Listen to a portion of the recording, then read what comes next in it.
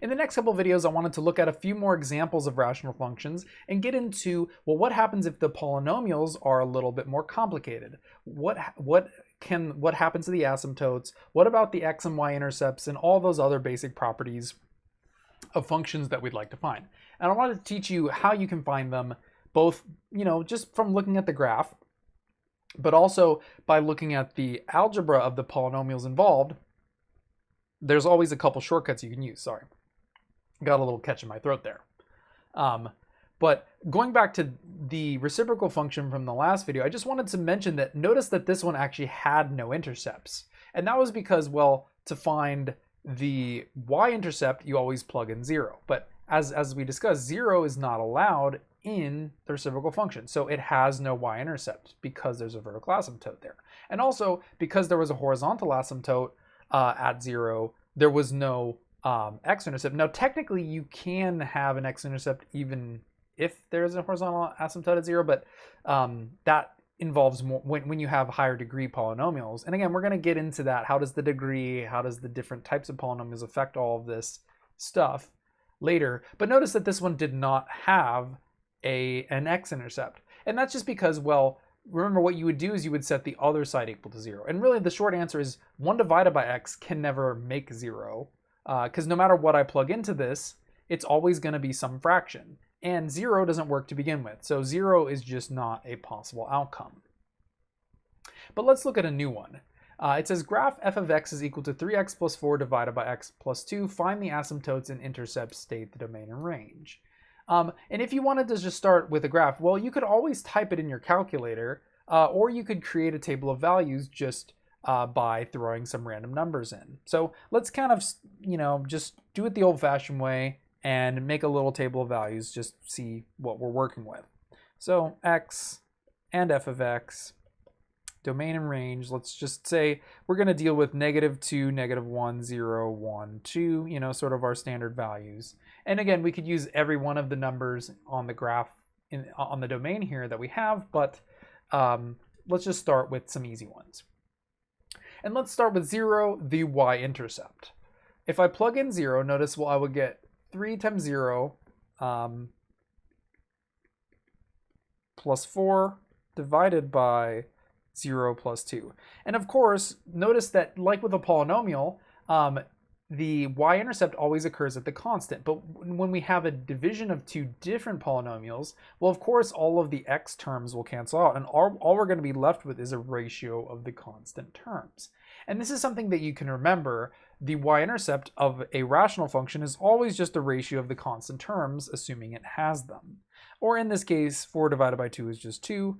And that's what we're going to get for our y-intercept. So we can go ahead and graph that. Notice that this one actually does have a y-intercept.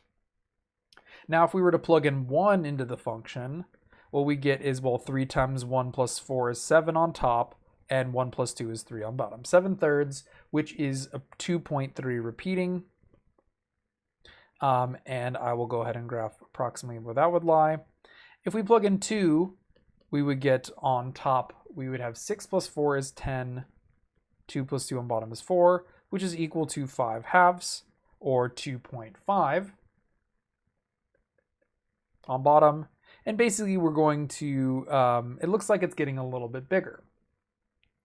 And at this point, it's kind of hard to tell what's going on with this function. And I strongly recommend that you use your calculator to graph them if you're not really sure what's happening in the function. But one of the things that's really critical about rational functions are the asymptotes, because if you know where the asymptotes are, basically the rational function has to kind of fit into that. And so I wanted to get back to that. But I just wanted you to see, if you follow a more traditional approach, it's kind of hard to see what's going on. And I recommend using a calculator to help you with this. But, anyways, if I plug in -1 in for f, that would be -3 plus 4 is 1 on top and 1 on bottom. And actually that would give me exactly 1.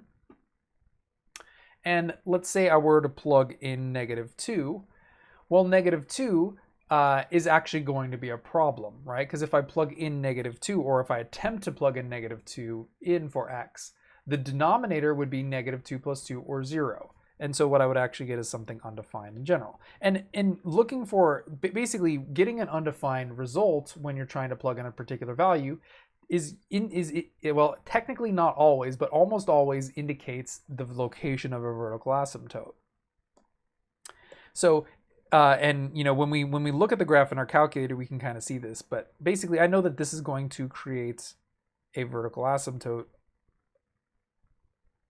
in the graph of my function, my rational function here.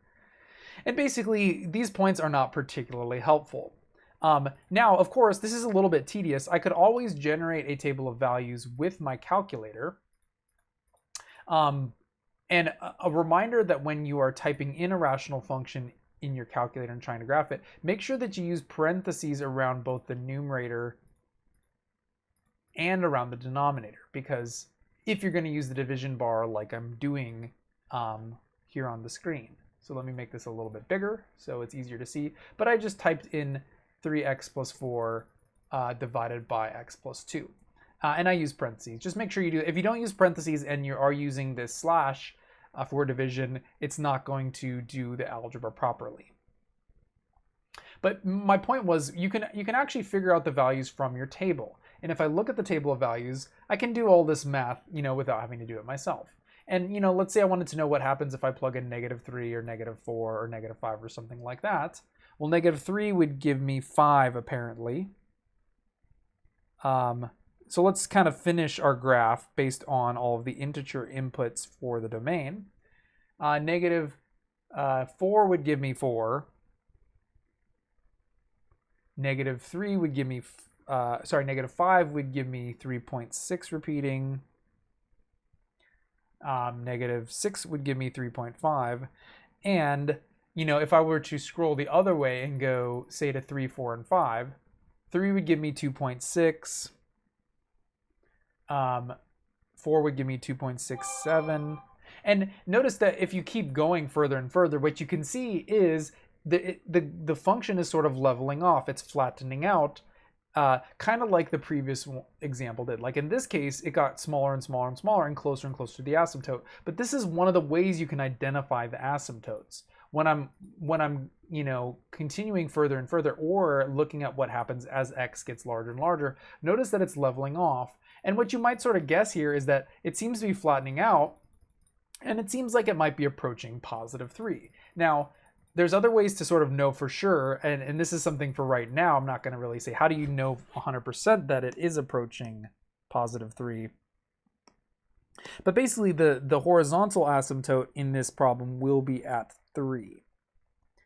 And again, the only reason I know that is just because I can kind of see that that's what's happening as I get larger and larger. And again, the value of the asymptotes is it's sort of describing what happens as I move to the right. Well, this curve is getting larger and larger, but it never actually surpasses a value of 3 on the graph. So as I connect those dots, it has this particular curvature, which is very, very unique to rational functions.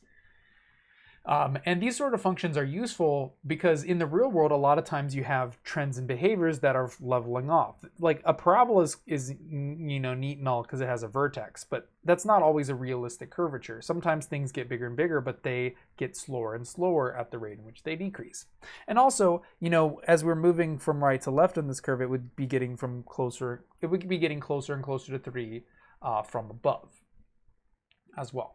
And then another thing that we're not really sure about, it's a lot easier to just click graph and let your calculator do the work for you, and I will return back to a more standardized window. But if you look at the graph from your calculator, you can kind of see that it is falling off a cliff like the other one did. And if you actually try plugging in values like -1.5 or -1.6, what you'll see is there will be points here that are getting smaller and smaller, and what will happen is we'll get closer and closer to that vertical asymptote.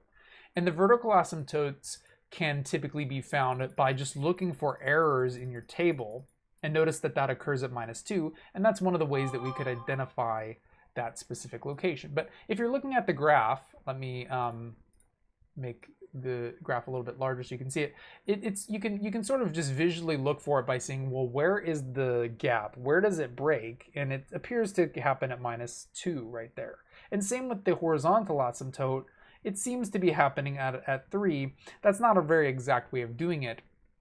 So again, in the next couple of videos, I wanted to teach you, well, how can you find this in other ways? But I sort of wanted to introduce, what do these graphs look like?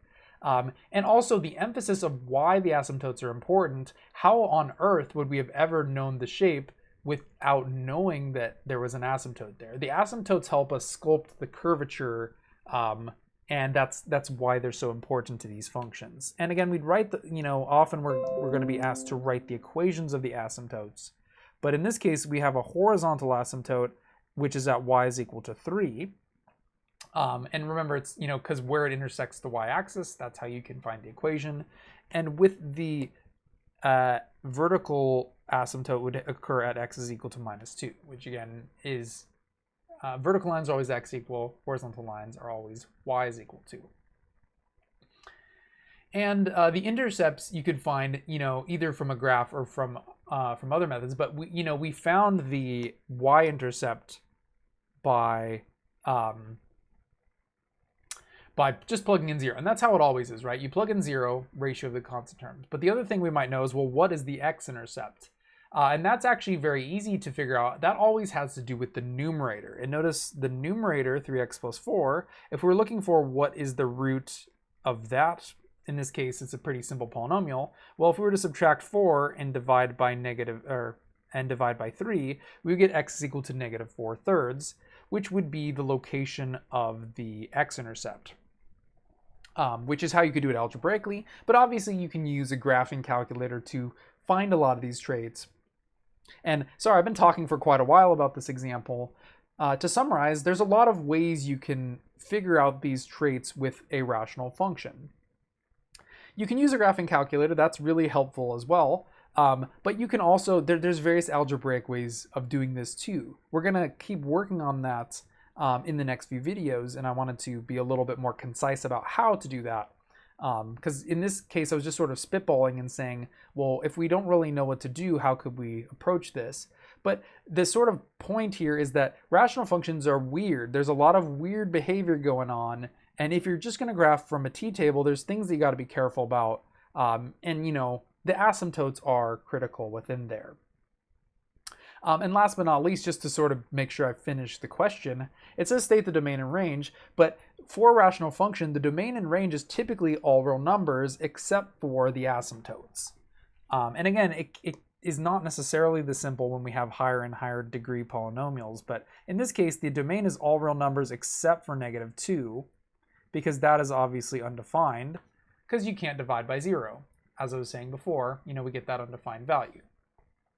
But the range also has a gap. Kind of like up here, the range did not include 0, just like the domain did.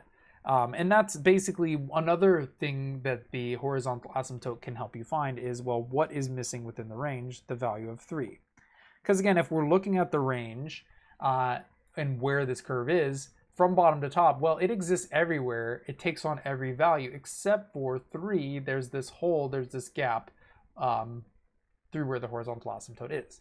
Now, technically, horizontal asymptote doesn't always indicate a gap in the range, and there can be other situations, but a vertical asymptote always means that you have a hole within your domain.